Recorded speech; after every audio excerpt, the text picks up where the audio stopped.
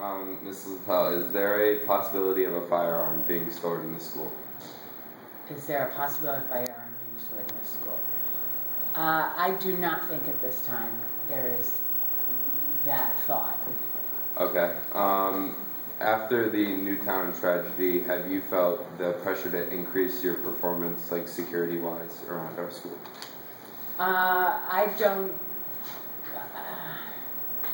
I think there's increased pressure on what I do in my job to be more aware, and more people want more from me, and I try to do the best that I can.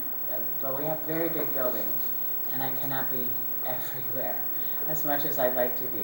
Yep. And with the new officer walking around the school, what elements does Rosati bring to the school environment? Mr. Rosati brings a couple things to the school environment. He brings the presence of the police, which is a little bit more of an authority and a consequence to that, any kind of actions.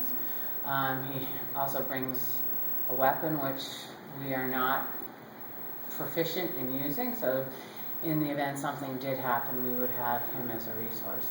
And he also brings a presence to the school that kids can have interactions with police officers that are positive. Okay.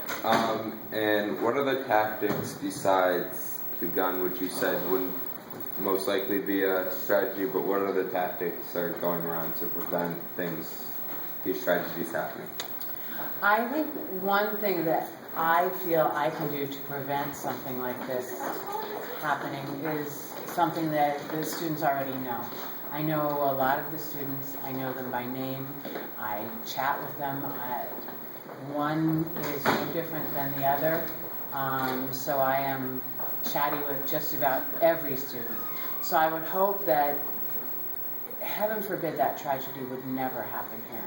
But I would hope that if it did, I would have some form of interaction with the person that would prevent them or stall them until proper people got here. I pray to heaven nothing like that ever does happen.